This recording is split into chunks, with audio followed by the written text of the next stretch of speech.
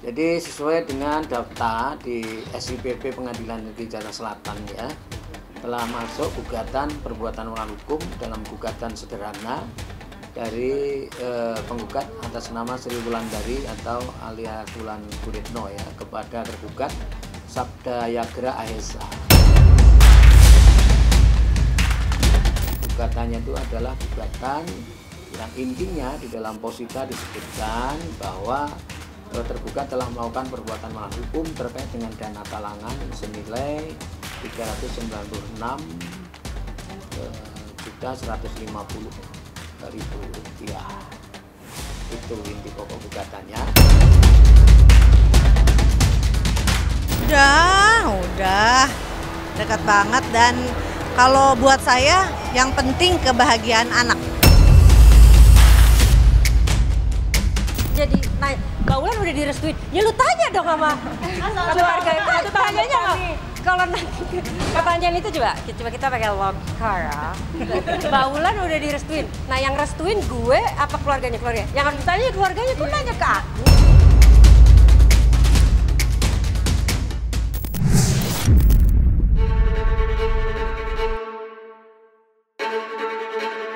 Baru-baru ini nama Wulan Guritno baru saja menggemparkan jagat dunia maya setelah secara mengejutkan ia menggugat mantan kekasihnya Sabda ASH ke Pengadilan Negeri Jakarta Selatan. Adapun alasan Wulan melaporkan mantan kekasihnya itu ialah soal dana talangan untuk renovasi rumah Sabda yang memang telah disepakati oleh keduanya selama berpacaran. Entah apa tujuan Wulan Guritno menggugat Sabda, namun menurut kabar yang beredar, kuasa hukum Wulan menerangkan jikalau niat ini muncul lantaran niat mereka ke jenjang yang lebih serius gagal. Lantas bukti apa saja yang bisa menguatkan gugatan Wulan? Dan seperti apa pula pakar hukum menilai langkah yang diambil Wulan Guritno terhadap mantan kekasihnya itu? Jadi sesuai dengan daftar di SIPP Pengadilan Negeri Jakarta Selatan ya, telah masuk gugatan perbuatan melawan hukum dalam gugatan sederhana dari penggugat atas nama Sri Wulandari atau alias Wulan Guritno ya, kepada tergugat Sabda Yagra ASH. Gugatannya itu adalah gugatan yang intinya di dalam posita disebutkan bahwa tergugat telah melakukan perbuatan melawan hukum terkait dengan dana talangan senilai 396.150.000 rupiah. Itu inti pokok gugatannya. Dan Ketua Pengadilan Negeri Jakarta Selatan telah menunjuk hakim yang bersangkutan, yaitu Pak Afrizal Hadi SMH, dan hakim tersebut telah menetapkan hari sidang yang pertama Kamis 22 Februari 2004. Artinya sidang itu sudah berlangsung Kamis kemarin untuk sidang yang pertama, tapi tergugat tidak hadir. Nah, karena tidak hadir, kemudian hakim menunda persidangan untuk hari Kamis tanggal 29 Januari besok. Ini saya rasa suatu hal yang wajar dan lazim saja ya. Karena di dalam hukum juga diatur kalau misalnya kita meminjam sesuatu itu ya wajib untuk dikembalikan. Ya, itulah hukum mendasar dari pinjam meminjam. Jangan kita lihat hubungan yang terjadi di antara mereka, karena pinjam meminjam itu bisa juga terjadi antara seorang sahabat dengan sahabatnya ya. Jadi pacaran juga seperti itu, karena pacaran itu belum merupakan status yang memiliki status hukum yang jelas. Jadi itu sama dengan seperti seorang sahabat atau teman. Hanya saja mungkin karena sudah memiliki kedekatan sebagai seorang teman atau pacar, nilai kepercayaan kita untuk memberikan pinjaman itu jadi memiliki nilai yang lebih tinggi. Ya, jadi mudah untuk memberikan pinjaman karena kita percaya bahwa mungkin orang ini cukup bisa dipercaya. Suatu saat ketika uang itu diminta kembali akan dikembalikan. Nah, jadi kalau misalnya ada tindakan dari Wulan yang memberikan biaya talangan, memberikan pinjaman untuk renovasi rumah atau untuk apapun, ya secara fair ya harus dianggap itu adalah uangnya Wulan yang suatu saat kapanpun, apakah ketika hubungan itu masih berlangsung ataupun sudah tidak berlangsung lagi, ya harus dibayar. Karena hutang itu tetap harus dibayar. Jadi kalau memang misalnya ada permintaan untuk didahulukan ditalang untuk uang sebagai uang talangan yang jumlahnya cukup besar, saya kira ini adalah suatu hal yang wajar kalau kemudian siapapun orang itu ingin uang itu dikembalikan. Apakah itu di tengah-tengah masa hubungan itu masih berlangsung atau tidak, ya tetap harus dikembalikan. Kita harus paham betul bahwa itu adalah bukan uang kepunyaan kita, tapi itu adalah uang kepunyaan teman kita, teman wanita kita, teman pria kita. Jadi kalau diminta ya harus dikembalikan. Lain ceritanya kalau misalnya kemudian itu diikhlaskan, ya itu direlakan, ya mengingat hubungan yang ada selama ini, mengingat kedekatan selama ini, itu diikhlaskan, itu boleh saja. Tapi kalau misalnya kemudian orang yang memberikan talangan, orang yang memberikan pinjaman di saat kita masih berhubungan merasa itu adalah suatu hutang yang harus dikembalikan, maka ketika diminta ya harus dikembalikan. Memang lumrah ya dalam suatu hubungan itu, kalau misalnya kemudian kita saling tolong menolong, saling bantu membantu, ya, yang ada memberikan pertolongan kepada yang tidak ada ketika dibutuhkan, itu lumrah saja, ya. Tapi janganlah kemudian kalau memang misalnya apa yang diberikan itu tidak diikhlaskan, bukan dianggap sebagai pemberian, tapi sebagai suatu pinjaman, ya artinya ya kita juga harus sadar untuk memiliki etikat baik untuk mengembalikannya. Dan kalau memang misalnya tidak dikembalikan, sepanjang misalnya bukti-bukti bahwa itu adalah sebuah pinjaman, atau memang ada bukti pentransferan atau apapun yang bisa membuktikan ada perpindahan uang tersebut dari satu ke yang lainnya. Dan mungkin juga sekarang banyak kan orang ketika mengirim sesuatu ada beritanya, ya memang itu saya rasa sudah merupakan cukup bukti bahwa itu memang harus dikembalikan. Ya tipsnya bagaimana ya supaya hal ini tidak terjadi, ya memang sebaiknya walaupun kita itu sedang pacaran ataukah teman dekat kita, belum ada ikatan apapun secara hukum sebagai suatu pasangan suami istri atau apapun juga, memang sebaiknya memang semuanya itu harus jelas, ya. Artinya kita harus tertib administrasi, ada bukti ketika kita meminjamkan sesuatu, kecuali kalau memberi, ya. Nah, tapi kalau memang landasannya memang ingin meminjamkan atau menalangi terlebih dahulu yang satu saat harus dikembalikan, ya memang harusnya semuanya itu ada dalam bentuk tertulisnya. Ya, jadi jangan hard feeling, ya. Itu saya kira hanya untuk membuat suatu daya ingat. Suatu saat kita bisa mengingat ada kewajiban yang harus kita selesaikan. Ya, jadi itu tipsnya, jangan karena hubungan yang dekat lagi baik hubungannya, akhirnya kita menggampangkan hal-hal yang bersifat legal formal seperti itu. Suatu saat ketika kita sudah ada masalah dan ingin uang itu dikembalikan, akan timbul hal-hal yang mungkin bisa menyulitkan kita ketika kita ingin meminta uang itu kembali.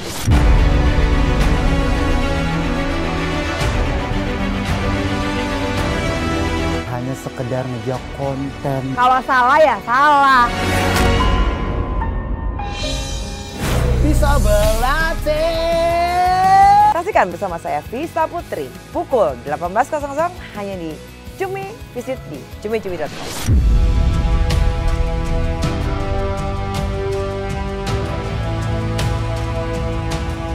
Jika mundur ke belakang, hubungan Wulan Guritno dan Sabda Ahesa memang sempat menjadi bahan pembicaraan setelah kebucinan mereka turut dianggap sebagai best couple oleh sebagian banyak orang.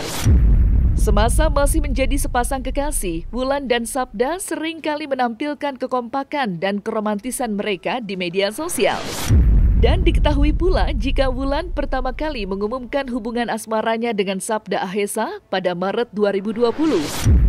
Sebelumnya, Sabda memang sudah kepergok diajak menghadiri ulang tahun mantan suami Wulan, Adila Dimitri. Kemesraan keduanya lantas semakin intens dibagikan melalui media sosial masing-masing. Melihat gaya pacaran Wulan dan Sabda yang semakin intim, sempat muncul rumor bahwa keduanya telah menikah siri terlebih dulu. Sabda telah memanggil Wulan dengan sebutan Khadijahku. Namun apa daya, kabar tersebut hanyalah sebuah rumor. Wulan dan Sabda justru dikabarkan telah mengakhiri hubungan mereka pada 1 Juni 2023. Padahal kala itu Wulan sudah mendapat restu dari ibunda Sabda.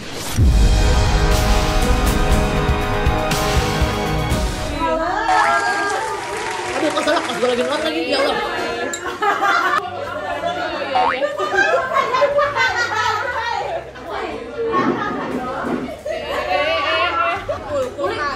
Ini Ririn, kamu udah kenal kan Bunda Nancy? Coba kenalin deh. Ya, Gigi kamu juga. Waalaikumsalam. Panggilnya siapa ya enaknya? Nanya dong Sabda. Kalau manggil Wuli apa? Nah, gitu deh.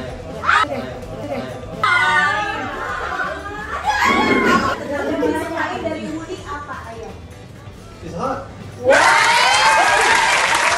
Udah dekat banget. Dan kalau buat saya yang penting kebahagiaan anak. Saya nggak bisa bilang kamu nggak boleh, kamu boleh, nggak bisa. Anaknya cocok, go ahead. Kebahagiaan anak dia yang menentukan sendiri. Kalau dia cocoknya sama Wulan, kenapa enggak? Saya pasti merestui. Mbak Wulan udah direstuin, ya lu tanya dong sama keluarga itu. Tanyanya nggak? Kalau nanti pertanyaan itu coba kita pakai logcar ya. Mbak Wulan udah direstuin. Nah yang restuin gue apa keluarganya? Yang harus ditanya keluarganya, gue nanya ke aku. Jadi Sabda tuh punya kriteria perempuan idaman. Jadi menurut dia ini dia kriteria ini oke, ini oke, ini oke, ini oke. Udah, pokoknya semuanya.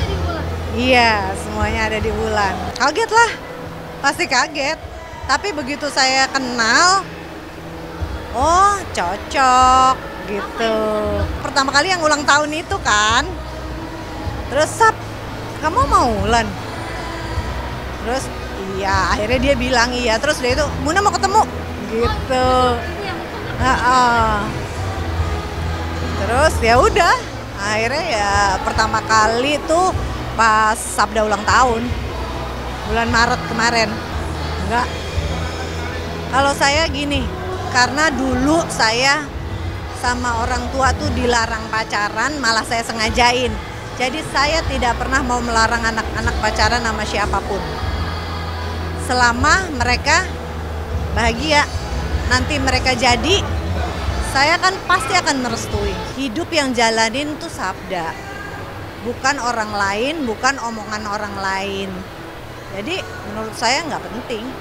Selama anak saya bahagia, saya bahagia. Dia tuh justru karena udah mature ya, dia ngatur apa-apa bisa gitu. Sabda tuh seneng ngatur misalnya apa ya? Ya soal rumah tangga deh misalnya. Dia udah tahu maunya Sabda tuh begini gitu. Bukan Wulan membimbing, saling membimbing kalau saya bilang sih. Kalau saya bilang saling mempengaruhi. Saling mempengaruhi. Sabda jadi lebih, tadinya agak kurang ngomong apa gimana gitu, jadi lebih banyak temen lah ya. Sabda tuh orangnya senangnya kayak saya berteman. Tadinya itu aja, ini geng ini gitu. Terus sekarang kan lebih banyak teman, berbaur gitu. Kalau kata Wulan, Sabda tuh old soul. Gitu. Iya.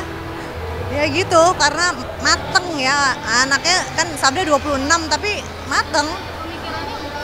Iya, dewasa gitu pemikirannya. Dan dia tahu, Sabda inget ya, kepala keluarga harus memenuhi kebutuhan keluarganya. Ya, I know. Cinta itu mempertemukan. Hal itu bisa membuat seseorang sampai ke titik terendah dan tergelapnya. Cinta itu menyatukan. Mereka tahu nggak hal-hal lain di luar itu? Hal-hal apa yang saya lakukan untuk Lesti? Cinta itu memisahkan. Kalau orang tua gua pada akhirnya tidak menganggap gua anaknya lagi. Bahkan kadang cinta itu juga meninggalkan. Satu saat gua kenapa-napa, dibunuh misalnya. Anak saya nikah, kenapa yang jadi walinya itu bukan saya? Tapi satu hal yang pasti, cinta itu punya kekuatan. Alvin in Love, cinta untuk semua.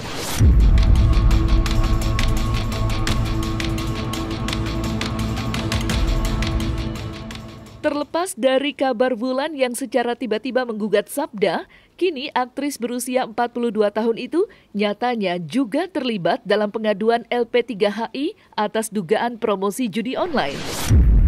Ya, lewat sidang pra-pengadilan yang diselenggarakan kemarin, pihak LP3HI pun mendesak agar Wulan dan juga Nikita Mirzani segera ditetapkan sebagai tersangka usai diduga melakukan promosi judi online.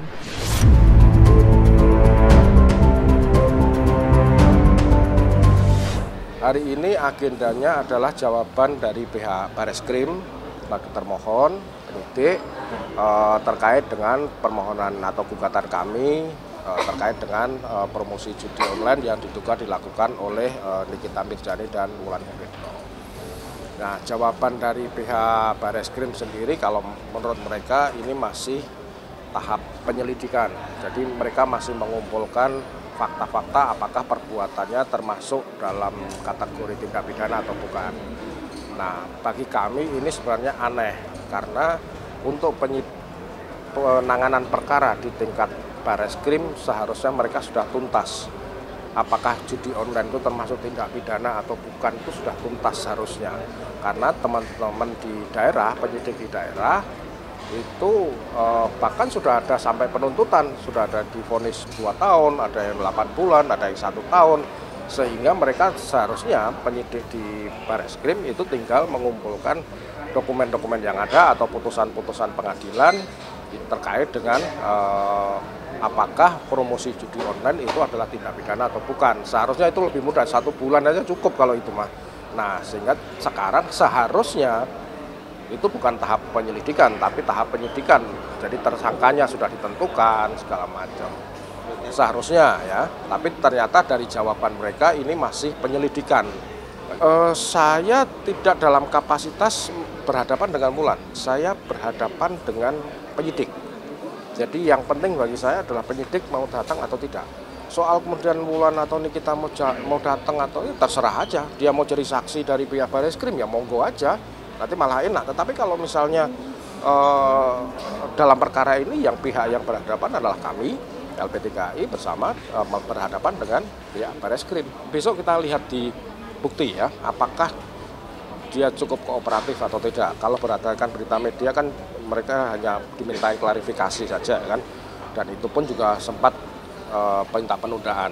Ya nggak masalah, silahkan aja. Tapi yang jelas itu kan soal prosedural dan itu bisa aja nanti Bareskrim harusnya sudah bisa menentukan apakah yang disampaikan, keterangan yang disampaikan oleh keduanya itu masuk tindak pidana atau bukan dan layak dijadikan tersangka atau tidak. Lebih karena itu, karena seharusnya level penyidik di tingkat Bareskrim, di tingkat Mabes Polri itu sudah menetapkan, sudah jauh-jauh hari menetapkan mereka sebagai tersangka. Tidak hanya mereka, karena ada beberapa orang yang lain kan.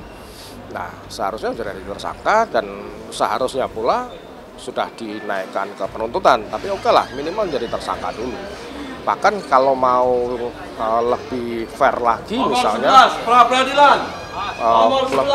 lebih fair lagi maka bisa diajukan atau dikenakan pasal TPPU seharusnya, karena itu menyangkut mendapatkan keuntungan materi dari hasil promosi judi online. Ya, makanya kemudian kita mengajukan gugatan ini karena kalau tidak ada gugatan maka orang penyidik itu bisa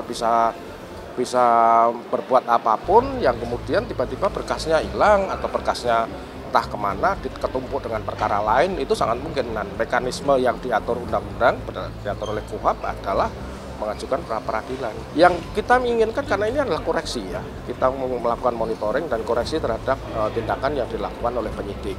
Maka target kita adalah bagaimana kemudian mereka menjadi terlapor itu bisa dinaikkan statusnya menjadi tersangka dan menjadi terdakwa.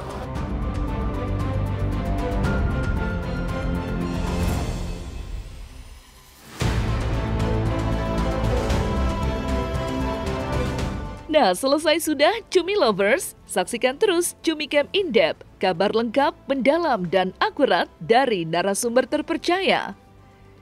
Dan jangan lupa untuk like, subscribe, dan juga share channel YouTube Cumi Cumi.